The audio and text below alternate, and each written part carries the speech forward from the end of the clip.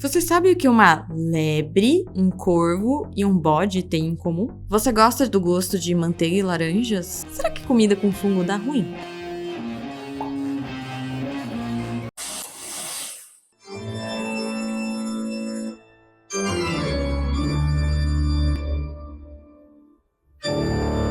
Olá, meus sinistreiros! Sejam bem-vindos! Como vocês estão? Como muitos de vocês sabem, eu sou a Camis e essa daqui é a Balovamp, minha eterna companheira de vida aí daqui do canal. E como vocês podem ver, a morte não nos separa. Sejam bem-vindos ao Sinistro Mundo de Camis e me ajuda, por favor, deixa o seu like, se inscreve aqui no meu canal, manda pro seu coleguinha, fala: ô amigo, olha esse canal dessa menina, ela é doidinha, mas é legal. E ativa o sininho pra receber notificações quando eu produzir conteúdo aqui pra vocês. Não te custa absolutamente nada, você consegue me ajudar e incentivar cada vez mais esse canal a criar conteúdos. E hoje eu estou aqui para falar para vocês sobre o meu filme favorito de horror. Esse filme, quando eu assisti, eu fiquei extremamente apaixonada. O filme que eu tô falando aqui é A Bruxa, como vocês viram aí na thumb. Ele é um filme de 2015, mas só chegou aqui no Brasil em março de 2016. Viu só? Eu falei pra vocês que Nosferatu não demorou. Esse filme pertence ao diretor de horror atual, Robert Eggers. E a história do filme é a seguinte. Lá na Nova Inglaterra, por volta de 1630, século 17, o casal William e Catherine levam uma vida cristã fundamentalista dentro de uma comunidade extremamente religiosa. Entretanto, eles são expulsos dessa comunidade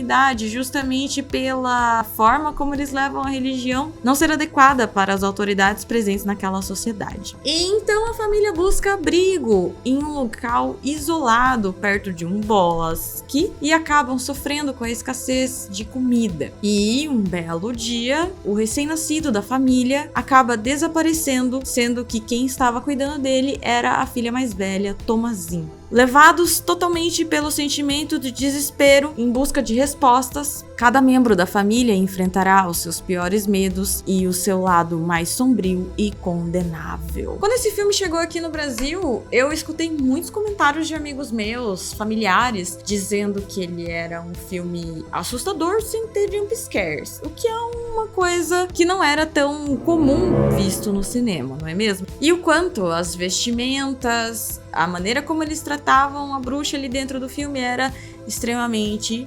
perspicaz. Com estes comentários eu logo corri pra assistir o filme. E, tcharam! Amor à primeira vista, minha gente. Como eu falei pra vocês, eu sou apaixonada por esse filme. Eu acho que quando eu converso com as pessoas, ou as pessoas vêm falar comigo sobre cinema de horror, a grande maioria sempre fala de dois filmes que impactaram muito a vida delas. Os quais são Hereditário, o traumatizante Hereditário, maravilhoso, e A Bruxa. Eles ficam muito marcados na memória, né? E eu já perdi quantas vezes eu assisti A Bruxa, sempre quando eu vejo passando na televisão, sempre quando eu tô de bobeira, às vezes nos streamings, eu sempre olho e falo: ai, vamos assistir A Bruxa de novo? Ai, é um inferno conviver comigo, né? Meu Deus do céu. Eu gosto de assistir filme repetido. E hoje em dia que eu tenho esse canal de horror, eu consigo me comunicar com pessoas que gostam do cinema, de terror, não é mesmo? Então, bora começar a dar mais detalhes sobre A Bruxa, para instigar você que ainda não viu este filme fabuloso, vê-lo. E para começar a falar sobre esse filme, eu preciso antes trazer um breve comentário sobre o julgamento das bruxas de Salem. Tudo se deu início com um livro que foi publicado em 1486. Ele foi escrito por dois frades germânicos dominicanos e o nome dele, em latim, é Maleus Maleficarum, traduzindo O Martelo das Feiticeiras. Esse livro ensinava as pessoas como identificar bruxas, mas, na verdade, era um subtexto para a misoginia e uma imagem terrível sobre a mulher. E conforme os anos foram se passando, esse livro teve uma extrema importância dentro do período de caça às bruxas, infelizmente. Que teve seu pico ali entre os séculos 16 e 17 e seu auge entre os anos de 1550 e 1630.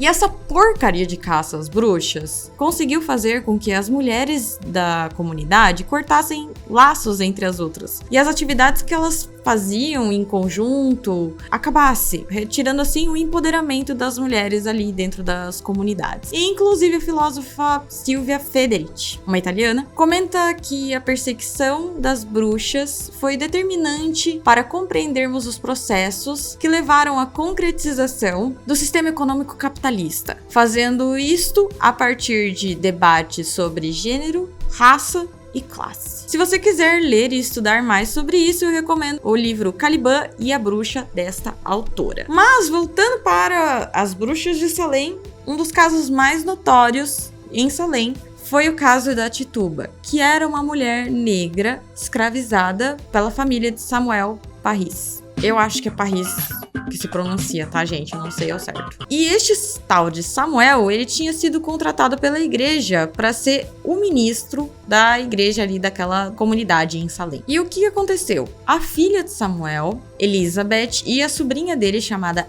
Abigail, começaram a ter ataques esquisitíssimos após realizarem uma brincadeira de adivinhação. E essas brincadeiras de adivinhação eram vistas como perversas de acordo com a doutrina puritana.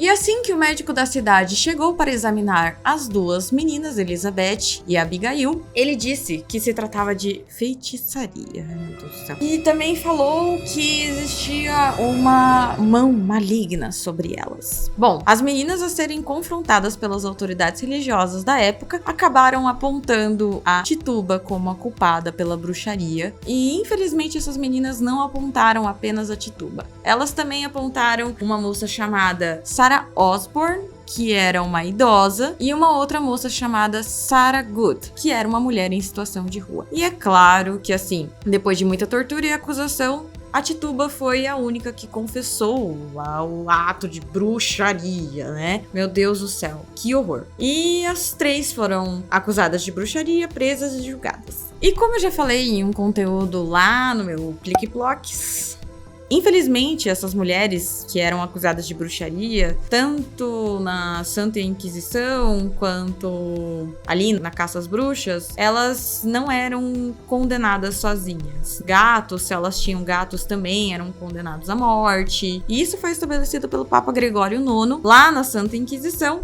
Quem quiser saber mais sobre isso, vai lá assistir o meu conteúdo sobre gatos e a bruxaria, que está lá embaixo do feed, nos meus conteúdos, porque já faz um certo tempo que eu postei. Bom, sobre a história da Tituba, etc., eu só vou dar uma pincelada aqui dentro desse vídeo, porque o meu intuito é falar sobre o filme A Bruxa em si. Então, eu pretendo fazer mais pra frente um conteúdo curto sobre o julgamento das bruxas de Salem, beleza? Mas o que eu tenho pra falar pra vocês sobre a caça às bruxas lá em Salem é, na verdade, uma indagação. Será mesmo que era bruxaria? Ou será que foi apenas uma histeria coletiva causada pela falta de recursos e pela misoginia que o livro Martelo das Bruxas trazia para as pessoas? Inclusive, Salem, na época em que ocorreu a caça às bruxas, estava abarrotado de gente por conta de uma guerra que estava acontecendo ali perto, que era a Guerra do Rei Guilherme, e alguns historiadores até dizem que na época, ali na cidade, houve um envenenamento da população através de um fungo chamado ergot, que, se eu não me engano, dá em milho e trigo. E esse ergot, aqui no Brasil, a gente chama ele de cravagem. Inclusive, tem um conteúdo sobre cravagem lá nas minhas redes sociais também. E a cravagem, né, esse tipo de fungo, ele costuma dar alucinações nas pessoas, o que foi atribuído a casos de bruxaria na antiguidade. Então, fica aí o questionamento para vocês.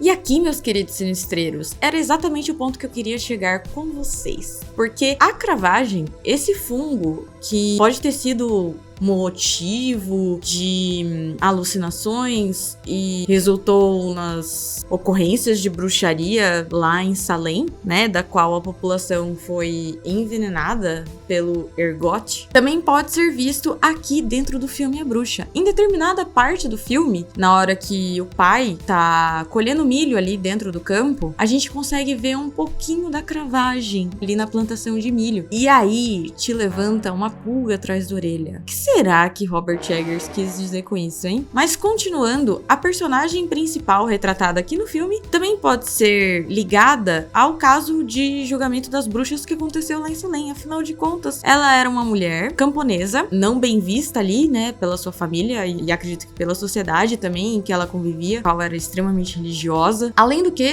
a Thomasine, ali no período do filme, em que o filme ocorre, ela está entrando na puberdade, fazendo com que assim a família não encare muito bem essa fase de sexualidade da vida dela e encaram como tentação e pecado. Até mesmo o irmão dela, o Caleb, fica tentado a olhar o corpo da irmã, pois ela é meio que fruto do pecado, sabe? Além dos gatos serem atribuídos à bruxaria, nós também temos, infelizmente, outros 3 animais que também acabam sendo alvos desse estigma / fake news, né? E esses animais são a lebre, o corvo e sim, infelizmente eles que são constantemente associados à imagem do mochila de criança, os pobres bodinhos. E esses 3 animais podem ser vistos aqui dentro do filme também. Mas por que a imagem desses animais também é relacionada com bruxaria? Sobre as lebres, em países nórdicos e nas Ilhas Britânicas, acreditava-se que bruxas poderiam tomar a forma de uma lebre para praticar travessuras e enganar as outras pessoas. Agora, a respeito dos corvos, em algumas mitologias é dito que as bruxas são capazes de utilizarem a capacidade de premonição que os corvos possuem para prever o futuro e se comunicarem com entidades espirituais, já que o corvo é a representação da ligação entre o mundo dos vivos e o mundo dos mortos. Bom, e os bodinhos, eu já falei um pouquinho sobre bodes também, quando eu fiz um conteúdo sobre curiosidades da lenda de Krampus, né, a origem, etc. Eu trato um pouquinho sobre a associação do bode com entidades demoníacas. Se você quiser ver sobre isso e sobre a lenda de Krampus, corre lá nas minhas redes sociais e procura esse vidinho curto. Tá com a carinha do Krampus ali, é só vocês procurarem e se divertirem.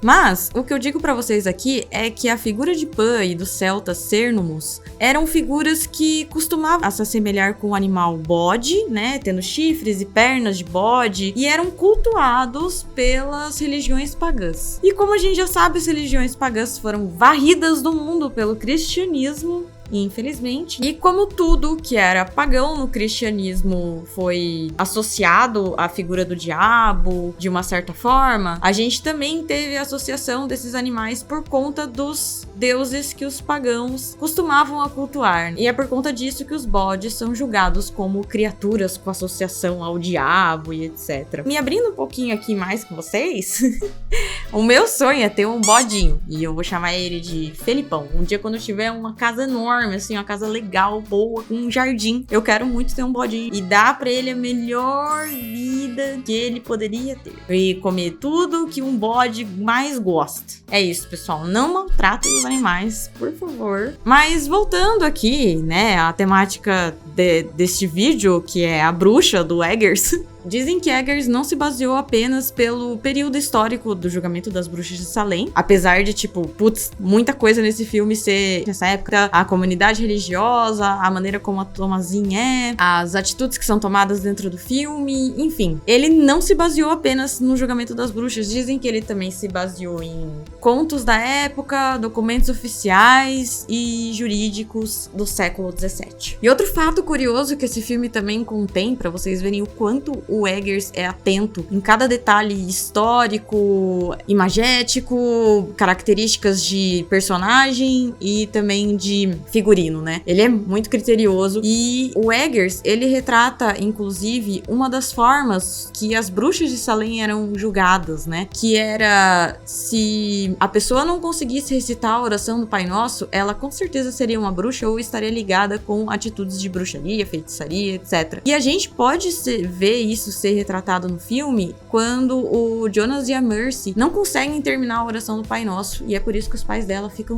tão bravos, né? Porque significa que as crianças estão sobre bruxaria. E essa era uma das formas que as pessoas provavam que as bruxas estavam sendo realmente bruxas e fazendo feitiçarias na época ali, né, do julgamento de Salem. E por fim, o diretor de fotografia de A Bruxa veio ao público dizer que o Eggers preferiu rodar todo o filme com iluminação natural, tanto de dia quanto de noite. Inclusive, dizem que eles usaram um tipo específico de vela, eu acho que é de 3 pavios, algo assim, sei lá, pavio, não, nem sei. Mas enfim, é um tipo de vela especial que ela emite mais luz, fazendo com que a câmera captasse melhor, e é por isso que as cenas de noite, assim, né, enquanto eles estão naquele casebre, etc., é muito real, sabe? É algo que te transporta realmente para aquele tempo. O diretor consegue levar você dentro da tela, né? Através de vários truques, e um deles é essa iluminação que é feita completamente natural, sem iluminações de luzes artificiais. Bom, e esse filme pra mim é fantástico, eu realmente amo demais A Bruxa, e como eu falei pra vocês aqui no início do vídeo, sempre quando eu troco uma ideia com pessoas que curtem o horror, ou pessoas vêm me procurar pra falar sobre filme de horror, elas sempre falam, né, sobre A Bruxa e o quanto foi impactante na vida delas. Eu acho que o lance do tinhoso também não aparecer ali dentro da bruxa é algo que te apavora, porque você não conhece a figura daquela criatura, né, ele não dá pra ver exatamente ele, sem ser na forma do Black Phillip, né? Mas naquela hora em que ele aparece falando: você gostaria de viver a vida deliciosamente? Cara, é muito sensacional. Arrepia todos os cabelos no corpo, ó. Não fica sequer deitadinho. Sequer. Tudo arrepiado, filho. Porque essa cena, olha, essa cena, meu filho, é de tirar as pregas, você sabe da onde. Fora que é bem sedutora a voz dele, né? E que te amedronta ao mesmo tempo. O Eggers consegue passar uma ideia de tinhoso muito bem dentro desse filme. E bom, eu sou cadelinha de todas as obras do Eggers, assim como eu sou também de todas as obras de arte do Tim Burton. KKK. Eles podem fazer as bobagens cinematográficas que eles quiserem, que eu tô lá já com o paninho, ó. Não, brincadeira. Eu critico sim o Tim Burton. O Tim Burton caga muito às vezes e eu fico extremamente chateada, mas quando ele acerta muito. Esse não é um vídeo sobre Tim Burton, Camila, se lembre disso, meu Deus do céu. Mas de fato, A Bruxa me conquistou, abriu meu coração ali ainda cada vez mais pro mundinho do horror, e pra mim ela e Nosferatu estão ali pau a pau, porque como eu falei pra vocês, eu fiquei encantada com Nosferatu, e ainda mais eu fiquei mais encantada com Nosferatu depois de estudar toda a parte de ocultismo / esoterismo e religião. Eu tive que estudar pra fazer o vídeo sobre Nosferatu de 2024, que tá aqui no canal. Eu acho que vai estar no card no final do vídeo, eu vou colocar pra vocês aí, tá bom? Se vocês sentirem interesse, por favor, assistam. Eu espero que vocês tenham gostado sobre o meu vídeo de A Bruxa do Eggers. Eu gostaria muito de ver o Eggers fazendo cada vez mais filmes de horror. Dizem por aí que ele ia fazer o Labirinto agora, de próximo, mas eu também já ouvi dizer que não ia ser mais o Labirinto, ia ser Lobisomem. Mas o que eu torço muito pro Eggers fazer, pra que um dia ele olhe com muito carinho, porque eu gostei muito de Nosferatu, eu gostaria muito que ele fizesse sobre Carmila. Eu queria muito um filme da Carmila que fosse à altura da história dela e que a colocasse sob os holofotes da mídia como os vampiros mais famosos por aí, porque afinal de contas, se não existisse Carmila, não existiriam os outros vampiros, não é mesmo? Então, se você gostou desse vídeo, eu peço pra que você, por favor, me siga lá nas minhas redes sociais e espalhe a palavra sobre o meu canalzinho aí, pra eu conseguir bastante inscritos e conseguir melhorar cada vez mais o conteúdo pra vocês, comprar brinquedos em lojas chinesas para os meus gatos. E é isso. Beijo grande de vocês. Nos vemos no próximo conteúdo sobre o horror.